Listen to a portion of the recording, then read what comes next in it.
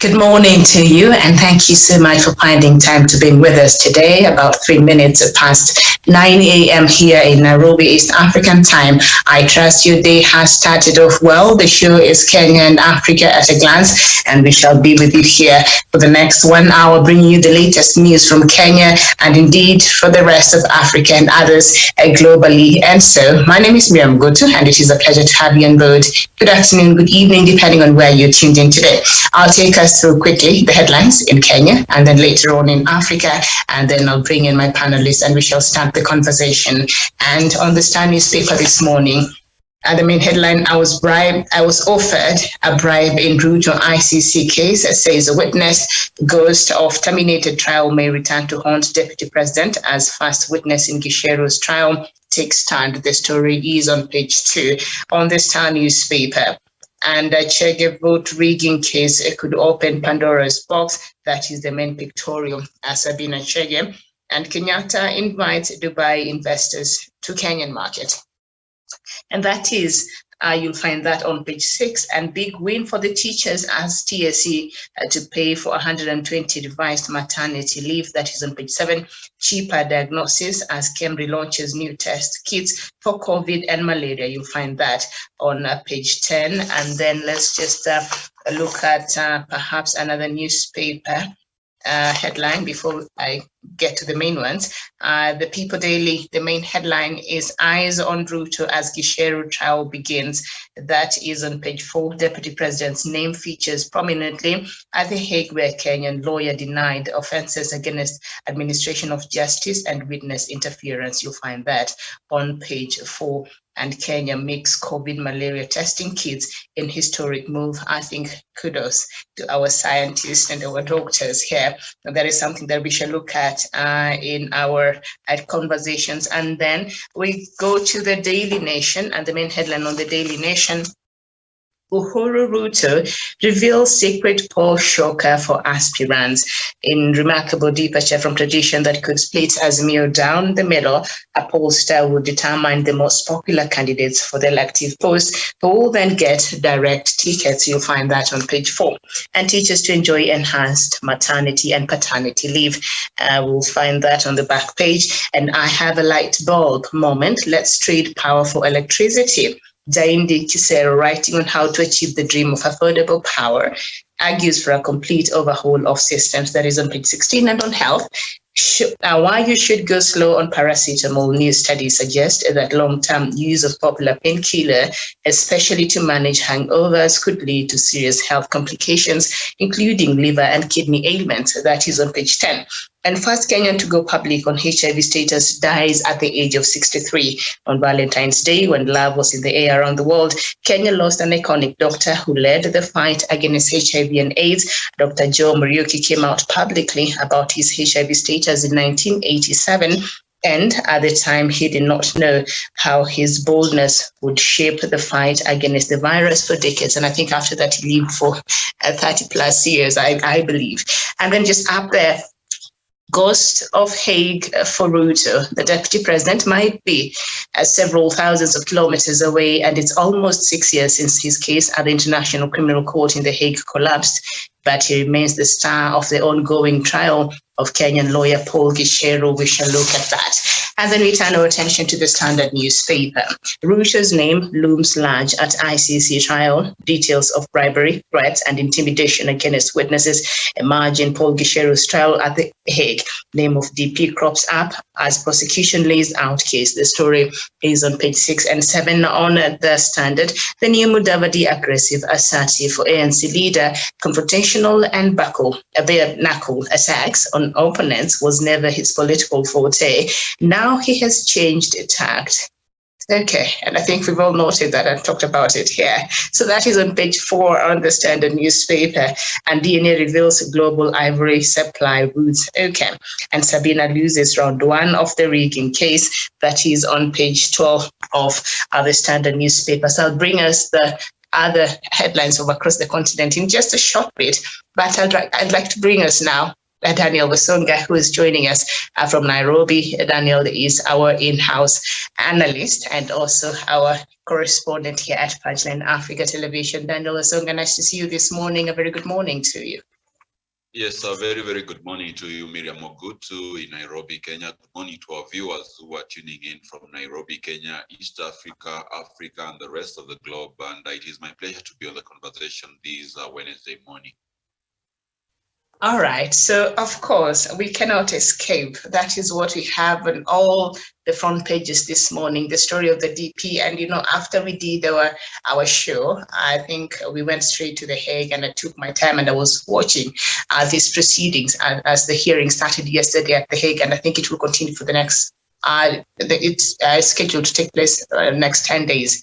So the name of Deputy President William Ruto featured prominently, as we have seen the headlines have captured it this morning. What do you make of this? Is it a surprise that his name is featuring prominently? Probably, Miriam, this was expected because this is a very, very major case, and being that it's being handled at the international scene, at the International Court of Justice, then all the limelight is expected to be on William Ruto.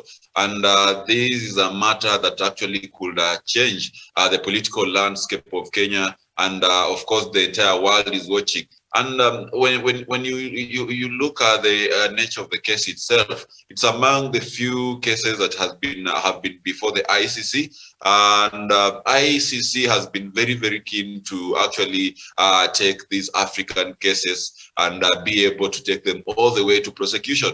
ICC is a very vast case for that matter, Miriam, because you realize that it has never been able to convict anyone in Europe or anyone in the first world or the Western nations where maybe atrocities have been committed before. But it has been very, very swift in maybe applying the, not applying the similar agility perhaps it does in Africa anywhere else. And therefore, this is a case that has been given eminence across the world. And I'm not surprised that the world is actually now focusing on it and seeing the way it's going to go. We had a case against Laurent Gbagbo of Ivory Coast.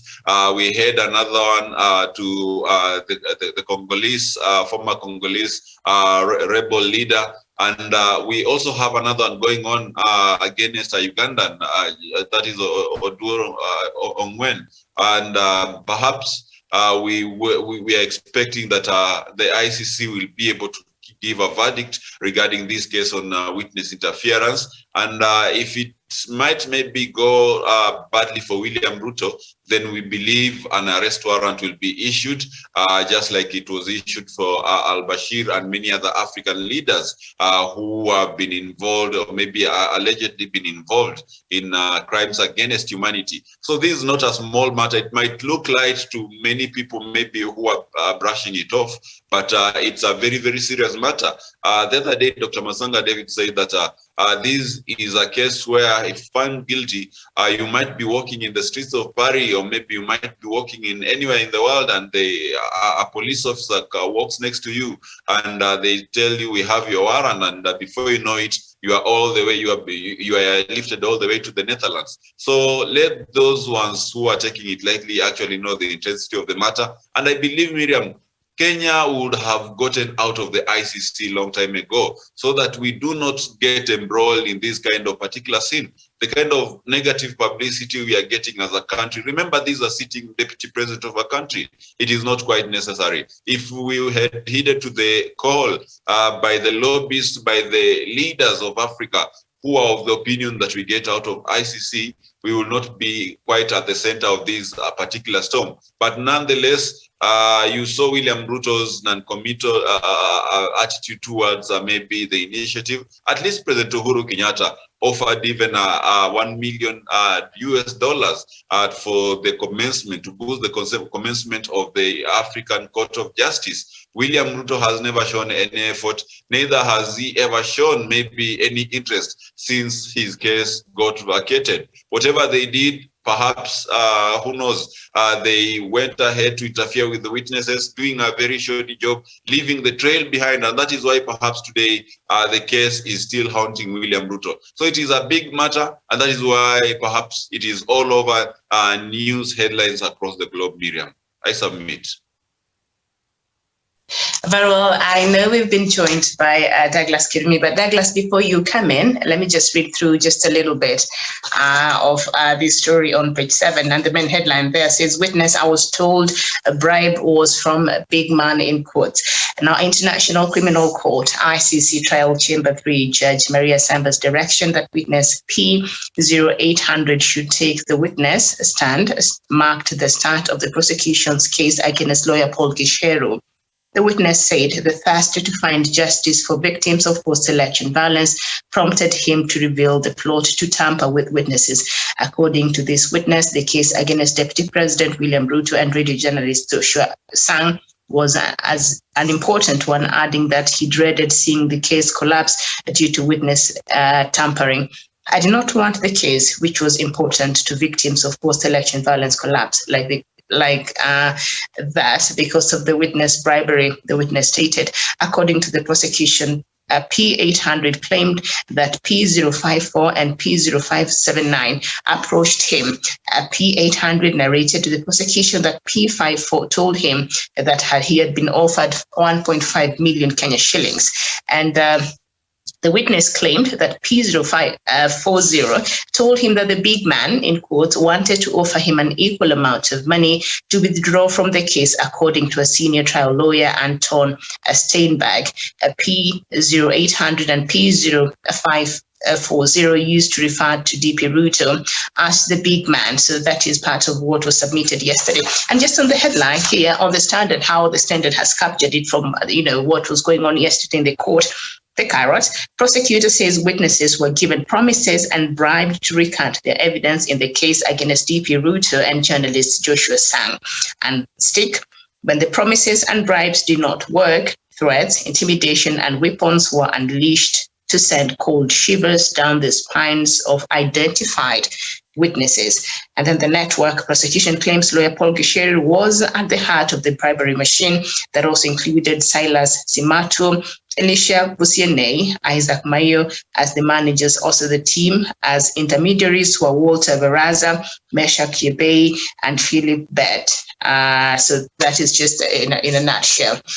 Douglas Kirumi, the name of Deputy President William Ruto featured prominently. Let's look at this and perhaps the timing of where we are right now, going into another election.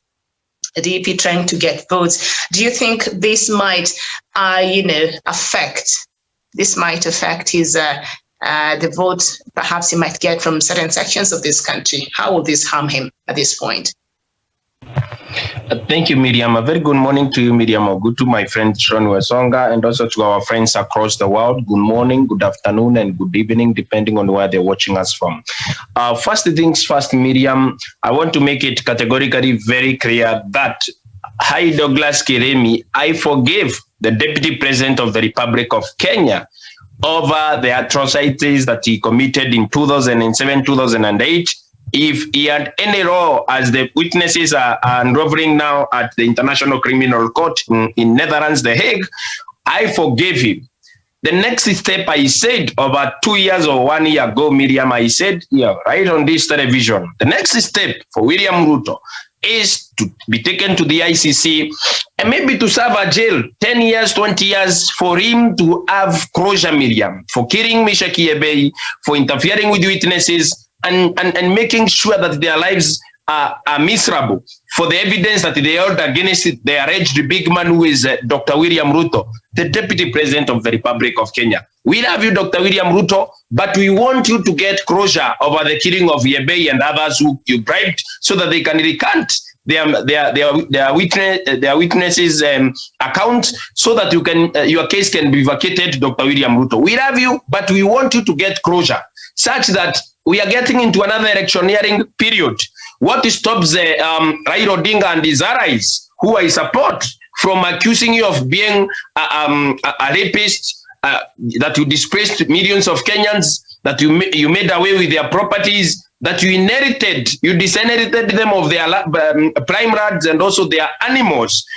William Ruto, a time has come the bell has rung for you to find closure at the International Criminal Court so that we can be able to hang the demons of ICC into your past and be able to do away with it so that you can chart a new chapter, Dr. William Ruto, so that you can be able to find a way of coming back and also telling the people of Kenya, forgive me, I have found closure, I've been jailed for 20 or 10 years, please forgive me now. I am a reformed man. I want to be president. But William Ruto, you cannot masquerade as a presidential candidate. Well, at the International Criminal Court, people that love their country, people that love the blood of the Kenyans and who care about the blood of the Kenyans that you poured, Dr. William Ruto, who have never recanted their witness account of what happened in 2007, 2008, Dr. William Ruto, now that they have come out of the closet and we are nearing another election, I'm asking you to step down as a UDA party leader and give it to another person, support another person, go to the International Criminal Court. When you are convicted, please find closure in a shell in ICC and make sure that when you come back again, Dr. William Ruto, the burden of ICC is not on your chances to become president. Remember, Dr. William Ruto, we don't love you. A lot of Kenyans don't love you. Many of them don't love you. What they are going to do, they are going to be hanging this ICC burden on your shoulder, and you are a man that loves God, Dr. William Ruto. Please, before we hang this thing on your head, please vacate your presidential ambitions, because it is going to be affected, Miriam. I don't see how Dr. William Ruto is going to escape this, Miriam. I wish him all the best. But he needs to be able to find closure at ICC and deal away with his past so that we can be able to chart a new future. Maybe another president will have retired by the time he comes back after 10 years or so that he can start on a clean slate, Miriam. Thank you.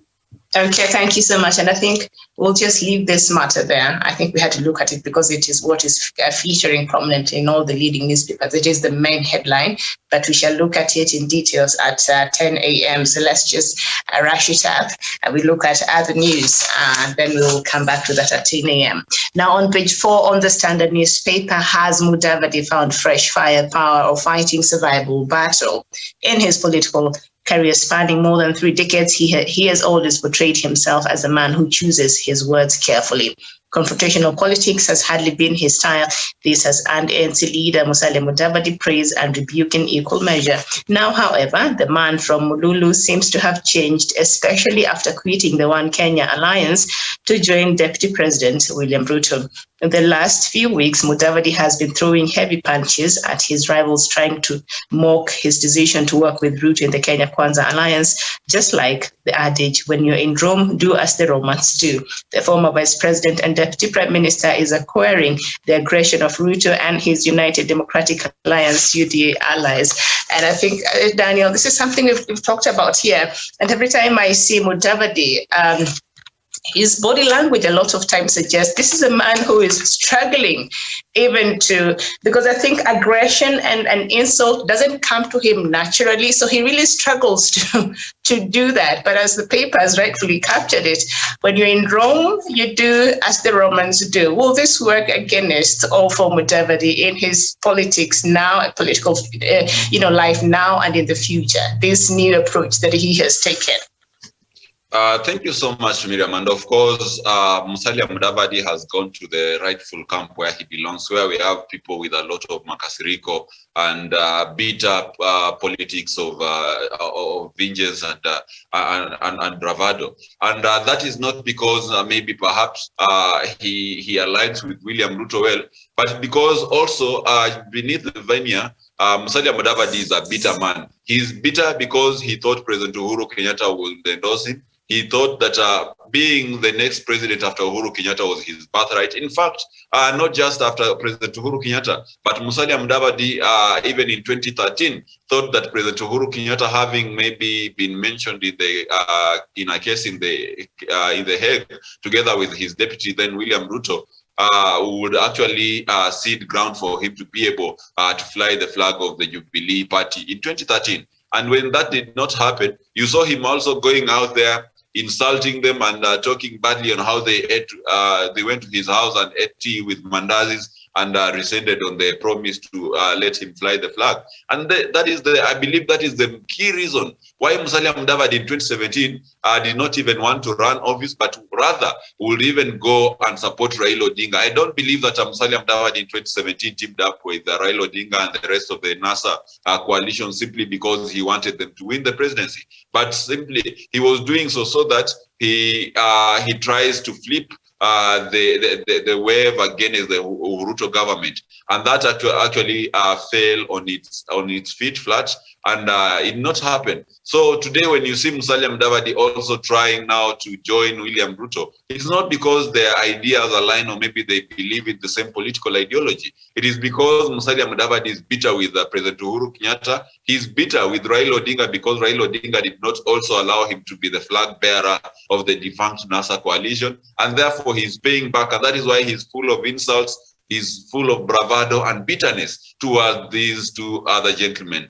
So to me, Miriam, I believe it's something that he's doing under bitterness. Musalia Mudavadi is a lazy politician who has never known how to work hard for his own, carving out his own niche. He was picked out of high school by President Moi after the death of his father, the late Moses Ndamba, and he was made an MP at a very tender age before he was even 30. And before Kenyans realized it, he was appointed a cabinet minister and later on a vice president. So this is a man who has never known how to fight for his own space as a man. You know, this is a person who even at one point he was defeated by a catechist in Sabatia called Moses Akaranga. And he's not someone who can be able to be principled and be able to reason at the time of a crisis. Whenever he feels that something has been taken away from him, he will throw tantrums just like a small baby and make the most unreasonable decision you will ever think of. When you read Dr. Buru Odinga's memoirs, he is said to have perhaps also run away when they were more expected to launch the NAC coalition. He was supposed to join the other luminaries in Kitale, but when a phone call came from a state house by Mzee Moi, Musalia Mudavadi, before they knew it, the rest of his compatriots knew it, Musalia Mudavadi was at the airport receiving the former President Daniel Toroitich Arap Moi. So these are fickle and filthy politician who does not have a stand and whose emotions actually guide his political direction. Just like Mzee Atuoli said yesterday, he's a cheap politician who can even fall on a shilling. And that is why today he's with William Ruto. That is why today he's insulting the president. But we would really like to tell Musalia Mudavadi categorically that let him respect the president. You cannot be insulting the president who is the symbol of national unity, and you anticipate that one time in history, you're also going to run for presidency. Those who disrespect the symbol of presidency should not be allowed to ascend to power. And let him know that whatever he does today in insulting the president might come to haunt him in the coming days in future, Miriam. And this, he's doing it purely out of anger, purely out of retribution, purely out of revenge. Therefore, it is very much unwarranted and very, very short of what is expected of him as a leader, Miriam. I submit. Okay, thank you. Douglas Chirini, I guess, as the story here suggests, when you go to Rome, you do as the Romans do. So Musalia Mudavadi has assumed this aggressive and very, confrontational nature of expression that you've seen in DP Ruto's camp. And when you look at him and trying to express himself in this manner, from what I've noted, he seems to really struggle, and sometimes he will stop and you wonder, does he even mean what he's saying? He's not even sure of what he's saying, but I guess he has to earn his keep. This new, strategy that he is taking and his mode of politics right now, how will that work for him moving forward? Thank you, Miriam. That was a very kind observation from your end. Musalia Mudavadi and others who are in UDA. You know, Miriam, before I have attended meetings that have been convened by UDA as it is today, I've said that it's on public record because of a very close friendship I have with a certain lawyer in the city. In UDA, you do not say your mind, you say the mind of William Ruto, whether the truth is comfortable or whether it is not. William Ruto, through Farouk Kibet, gives you an opportunity to say what William Ruto says, and they speak in tongues. And if Farouk blocks you, or Farouk thinks that you are not going to say something that is sensible or something that is going to be addicting, so that their leader, the leader of UDA, the person that claims to be the deputy party leader of Jubilee Party, that he claimed that died a long time ago, William Ruto, will come and finish it off. Why? Because this is a written script. Whatever Musalia Mudavadi, Moses Masika Wetangula are saying, these people cannot stand up for those words. Those words have been put on the table or on a script and handed over to Musalia Mudavadi. Musalia Mudavadi is, like Sean Wesonga said, since his days, his university days, he has never had a mind of his own. He has always had the mind and the script of President Moi. When President Moi came and went away, and then now he had to fight for himself, he had to rely on other people, President Uhuru Kenyatta and others, so that he can be given opportunities here and there, hanging on the coat of the Right Honorable Raila Odinga and others, Miriam. This is a man that has never formed his own philosophy in terms of political standing, social standing, and also economic standing. This is a man that has never, ever in his life stood for something and believed in it, and also fought for the same. He has never fought for anything in his life. His father was a minister. I think the entire life Musalia Mudavadi was born, his father was in cabinet. And when the father died, immediately he was plucked from a university and taken to the cabinet and the parliament. And that's the life Musalia Mudavadi enjoyed until Musalia Mudavadi went into NASA, the opposition, and they started receiving tear gas canisters on the streets. And honestly, Miriam, if this is a man who has lived a life of opulence and a life of privilege, he has never known how to fight for anything. What is this aggressiveness that we are seeing from the other end? Please, I'm begging President Uhuru Kenyatta to intervene and rescue Musalia Mudavadi from the UDA outfit, because Miriam, it is making Musalia Mudavadi panic and also fight for what he does not believe in. He has never been fighting for anything in his life. They are burdening him. Please, President Uhuru Kenyatta, speak to your brother Wycliffe Musalia Mudavadi. Please bring him to Azimio la Umoja. He is suffering in UDA. Thank you.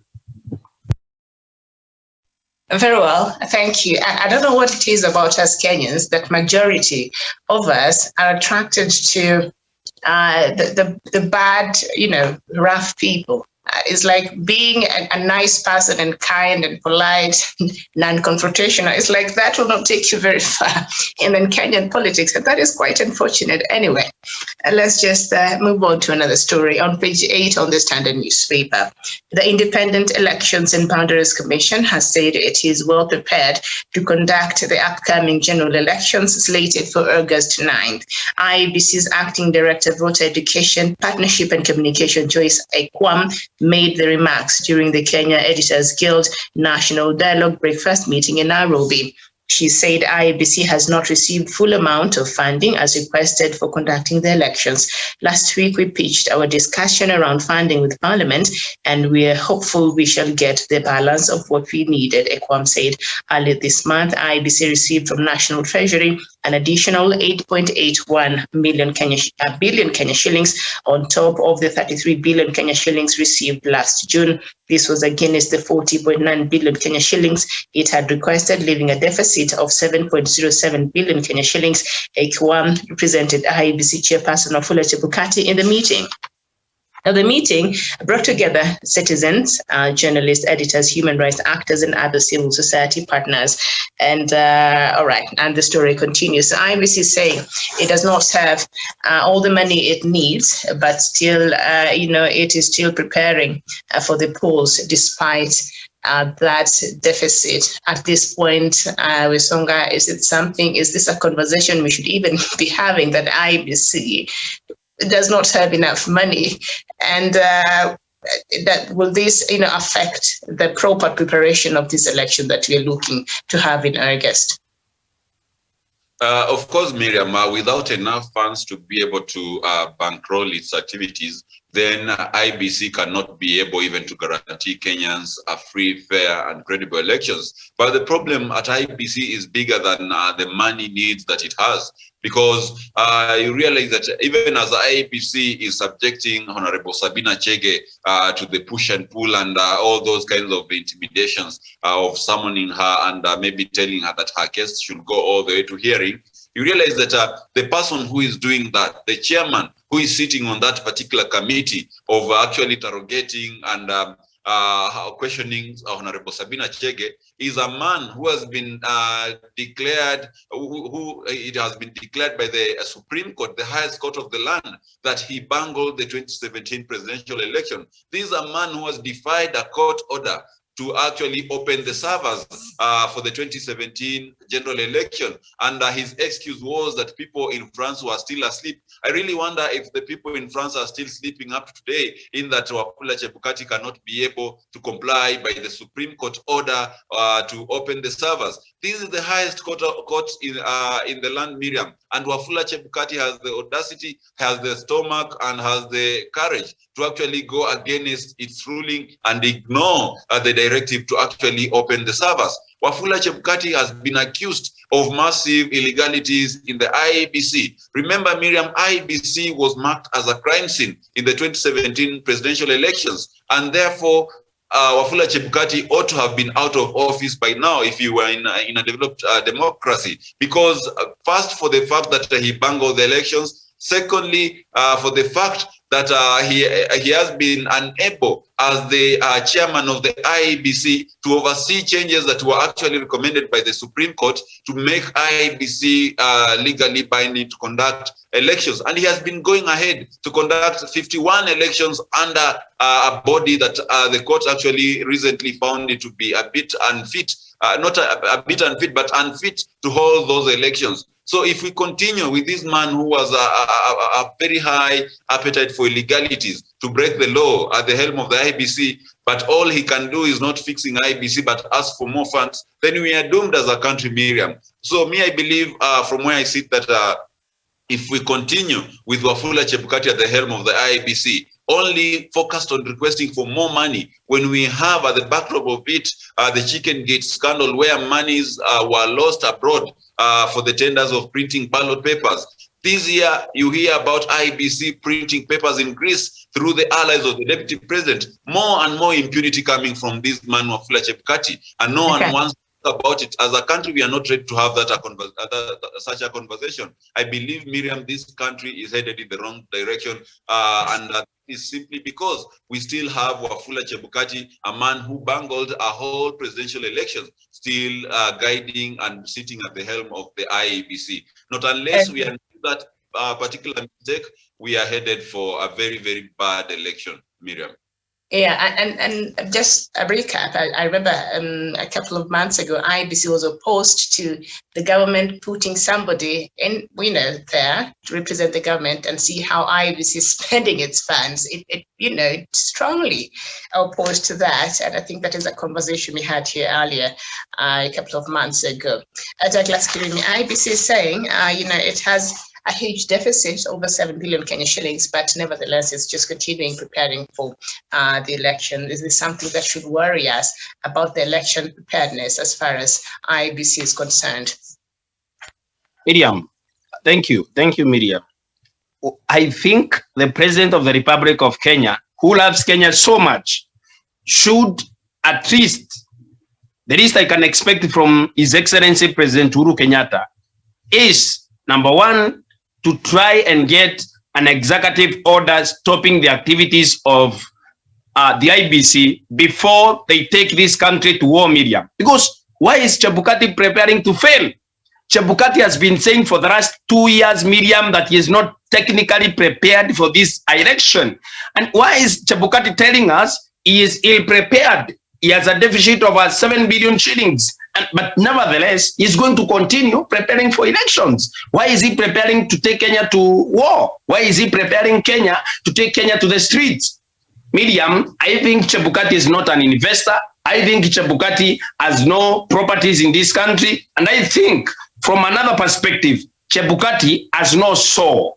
Chebukati should petition Parliament, should petition the attention of the President of the Republic of Kenya, and any government apparatus or institution that can be able to get him the funds that he needs for him to be fully prepared. The man himself looks unprepared, Miriam. When you look at Chebukati himself, he looks prepared, unprepared completely. When Chebukati goes out there and tells us that he cannot be able to account for the spot vote in the presidential election, that Chebukati tells us the servers that they had, they cannot be able to open those servers, Miriam. He tells us they're in Nairobi, they're in Germany, some other non-script countries. And Miriam, I tend to wonder why we keep having that man at the aim of the Electoral Commission of the Republic of Kenya. IBC today should not be led by an unprepared man like Chebukati, Miriam. This is a man that wants to ban our own country. What is so special with that independent constitutional body that Chebukati ends today? We have had the chairmen who have gone before. Chebukati is not any special, is not any better. He should be able to vacate his office, Miriam, so that we can have an interim chairman that can be able to take us to the next level and also take us to the next phase of our country, Miriam. Chebukati is not prepared to bequeath his office or this country to the next generation of leaders who takes IBC or this country, a safe country and a country that is crime-free, especially these crimes of stealing of elections and also electoral malpractices, Miriam. Chebukati is an idea whose time has expired. He should vacate IBC or prepare himself for a proper election, Miriam. This is not an election. This election, Miriam, we are going to vote for 6 candidates, Miriam, in one day. And Chebukati tells us he has a deficit of 7 billion. He wants to tell us now that the MCAs and MPs might suffer some malpractices or something might happen, something bad might happen that he doesn't want to tell us. But to be fair, IBC does not involve himself in any profit-making business, so it requires the money from the treasurer. So maybe treasurer should hurry up and give IBC the money that it requires. Okay, all right, Douglas. Okay, fine. Let's just move on. Still in the matters of IBC, a Murang'a woman representative, Sabina Chege, has been ordered to appear before an independent Electoral and Boundaries Committee over alleged rigging remarks she made at a rally. The Electoral Code of Conduct Enforcement Committee yesterday overruled objections by her legal team, led by Siaya Senator James Orengo and Rarieda Member of Parliament Otiende Amolo, who had argued that IBC had no jurisdiction to handle the case. The lawmakers argued that it was the judiciary that should handle matters related to vote rigging and that the IBC was overreaching its mandate. Chege's legal team said the election campaign period had not been gazetted, hence the enforcement of the Elections Act would be unattainable. Is IBC, Daniel, overreaching its mandate in this case? Miriam, I believe Wafula Chebukati does not set his priorities right, you know.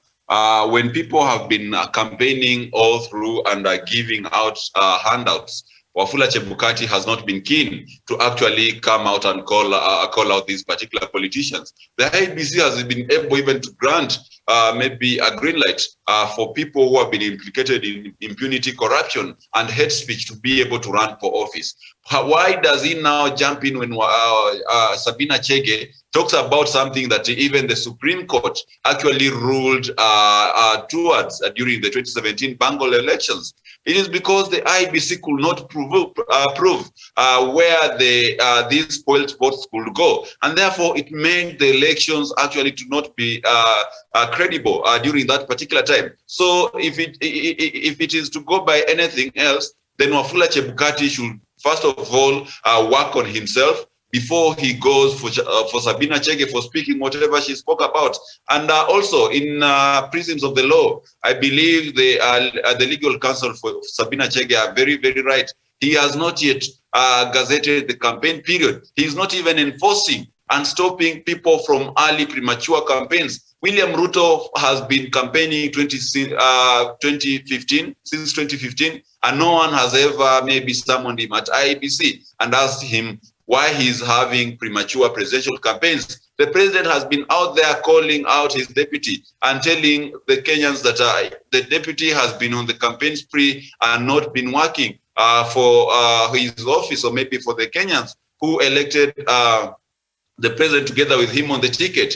But the IEBC has been so quiet about that. We wait to see whether IEBC will crack whip on the deputy president. Is it gonna maybe bar him from running for office? But because we know Wafula Chebukati is an ally of the deputy president, because his brother Philip Kinisu does business with William Ruto, then he might not even be able to summon even those older politicians who have been accused of corruption, who have been accused of hate speech, and who have been campaigning prematurely for various seats, including William Ruto himself. So to me, Miriam, I believe this is a bias in the IEBC in the way it is carrying out its matters. And actually, it goes further to expose the ineptitude in IEBC in that it has not even gazetted the campaign period. And therefore, if any politician does anything today, still they will be actually doing it with the pretext that they're still within the confines of the law. Whereas IEBC ought to have and rolled out the guidelines that they need the politicians to be able to duly follow in regards to the elections, and also set up mechanism to enforce these particular laws.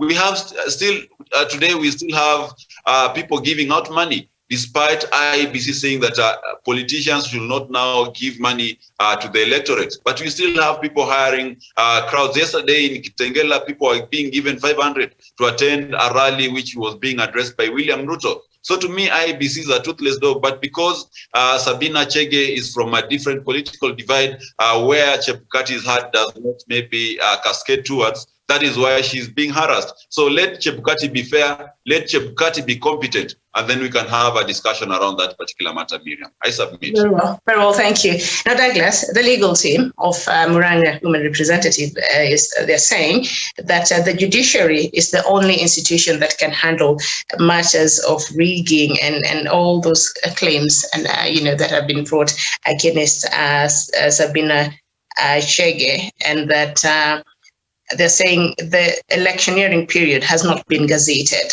and so right now you can't say they're breaking the laws in regards to the elections in this country in IEBC. Is IEBC overreaching its mandate? Because it's not I'm not saying whatever Sabina Chege did is right, or whatever statement she made, it's out there, and I think the law will deal with it whichever way. But we've seen so many people flaunt these electioneering rules, electoral rules all the time, the politicians, and I did not know until yesterday that IEBC had powers even to summon somebody and take on, as they did on Sabina Chege. So this piecemeal implementation of these laws in this country, what do you make of that? And is IEBC overreaching its mandate? Thank you, Miriam. I think IEBC is overreaching its mandate, and I think a court of law has ruled on the same.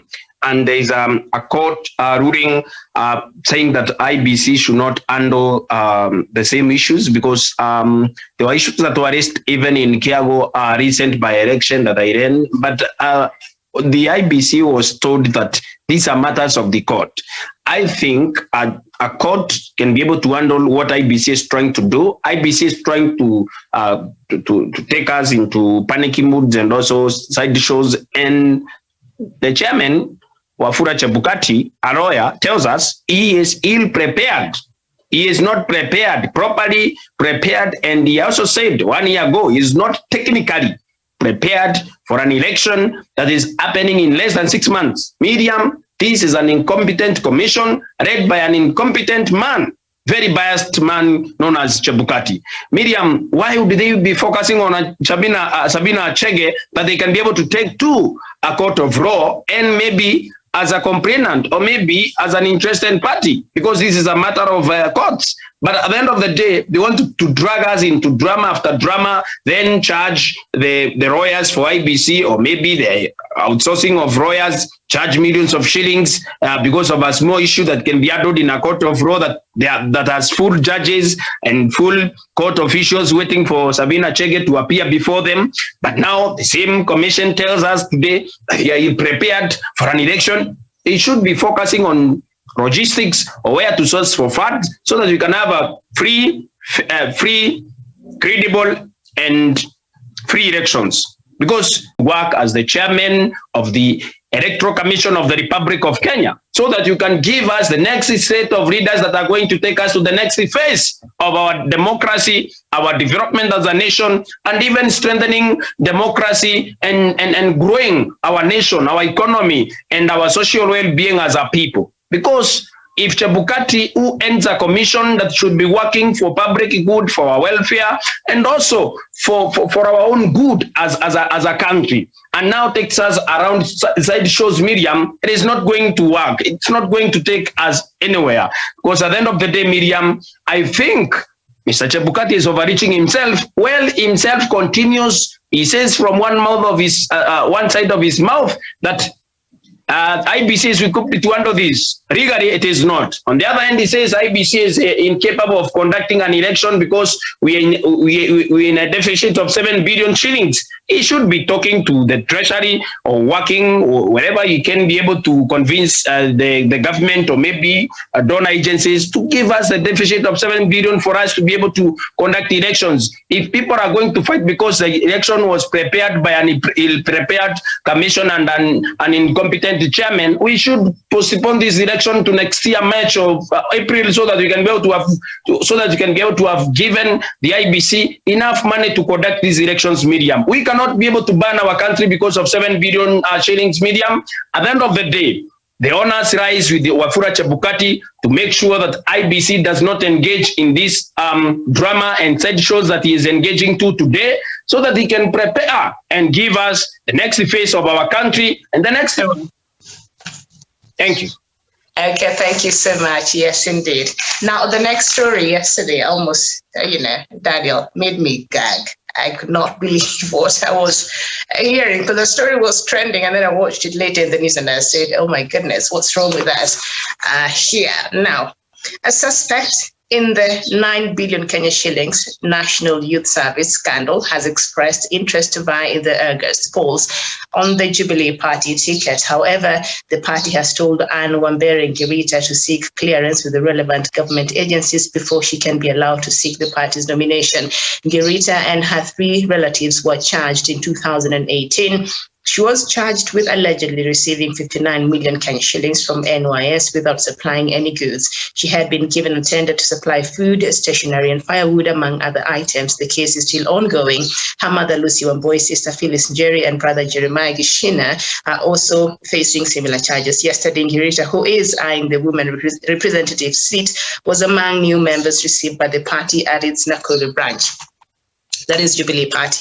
Jubilee, you need to stop. Now, however, minutes after the regional director, Peter Cheruyot, and branch chairman, James Kirimi, received the new members, the party issued a statement directing Ngirita to seek clearance from Ethics and Anti-Corruption Commission, the Kenya Revenue Authority, and the Directorate of Criminal Investigation. So I saw at the press conference, and before the journalists could pack up their equipment and leave, they were recalled back. So what I was suspecting, perhaps President Uhuru Kenyatta had to take his time from the busy Dubai trip trying to bring business into a country and call somebody who was responsible for this madness and tell them, stop this nonsense. Were you not furious, Ngirita? Now you steal and then we reward you with a public office?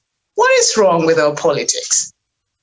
Thank you so much, Miriam. And first and foremost, I don't believe that President Uhuru Kenyatta will be involved in such low-level party, maybe organ decisions. I believe the decision might have come maybe from the national level through the leaders who are seated at the Jubilee House in Pangani. And secondly, I believe Anne Ngirita has her own rights to join any political party, but guaranteed that she provides the relevant documents which were rightfully required to be provided by the Jubilee Party. That is the clearance from the DCI, the ESCC, and any other relevant authority that could be maybe could raise concerns on matters integrity towards her. But first, also, we have to look at the NYS scandal. I always believe that Anne Ngirita was a mule in this particular matter. A mule is a person who is used in a money laundering or maybe a corruption haste scheme to actually just get as a conduit to pass that. And at the end of the game, at the end of that particular game, you realize that they only take a small commission out of that particular transaction. But the big amount of money that probably passed through Ngrishi could be with some big man somewhere who was actually maybe exchanging insults with Anne Waiguru the other time, or maybe it could be with the Anne Waiguru herself. So to me, I believe Angrita was a mule in that, which is not right, by the way, because she is party to corruption, and therefore that is why Jubilee Party requested that she gets cleared by the relevant bodies. And secondly, Miriam, I believe Jubilee Party will be very, very unfair just to reject her outrightly without maybe giving her the conditions under which she must join the Jubilee Party. Just like today, if I wanted to join Jubilee Party from my party, KANU, then I'll have to resign as a member of KANU first. They tell me, okay, we are ready to accept you back, provided that you go and resign from KANU and come and reapply to become a member of Jubilee Party. And if I have any criminal record, then I'll be maybe guided again to go get clearance maybe from DCI and get the certificate of good conduct before they can be able to admit me in as their member. So I see nothing wrong in Jubilee Party, first of all, accepting Anne Grita in its membership pool. But of course, it did that at the backdrop of requesting that they will not admit her in.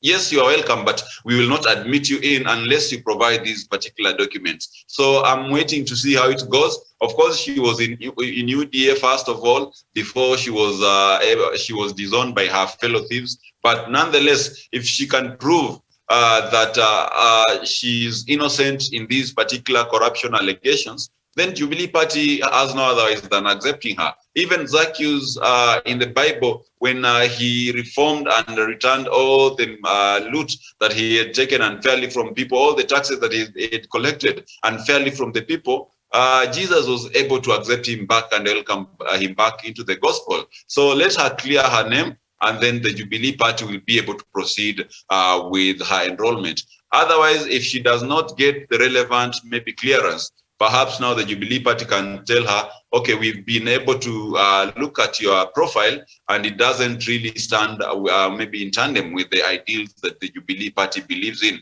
and therefore they can be able to reject her application to become the member of Jubilee Party. But meanwhile, Miriam, we all know where all thieves gather, the corner where all the masters of impunity feel confident and always maybe feel at home. And that is UDA, where we have the deputy president. So I don't see anything wrong with the Jubilee Party, but we all understand how this country runs, and everyone has a right to associate with any other political party. But all due diligence is required, and that is why Jubilee Party is tough on its terms. I submit. Okay, thank you so much. Fair enough. Douglas Kiribing Ngirita now wants to join politics. Anyway, this country is like, after you've been accused of corruption or you have an active case in court on matters corruption, you run into politics, or you run on to the other side of politics if you're already a politician, to try to sanitize your name, and in the hopes that Kenyans will elect you. I don't know, what do you make of this story? And of course, Jubilee later on, withdrew that. Withdrew that until she, they said she has to be cleared within, relevant authorities before she can be allowed to run through the Jubilee ticket. Was that a blunder on Jubilee in the first place? Miriam, for example, I returned to Jubilee Party after the by-election, and I'm a full-time member of Jubilee Party of Kenya. I was telling and speaking to Sean Wesonga one day, and I told him that the quickest way to become a member of parliament, governor, or anything, just get a government appointment or steal from the government, and then declare that your enemies are after you and that you are being fought. You are a God's project, and take the route to your county, then you shall be installed immediately. In the morning, people would have taken your money and voted you in. But the bone of contention is the Jubilee did not make any blunder. If you appear at Jubilee headquarters today and say that you want to run for Meru senatorial seat or maybe Meru County offices of the Jubilee Party of Kenya, if you just appear there today, Miriam, there's nothing much that can happen from the party. The party can only reject Douglas Bundi Keremi as their aspirant for the said position, or the party can accept your nomination and maybe tell you on the way forward and all that. But at the end of the day, we need to question ourselves. Why is Girita coming to Jubilee now?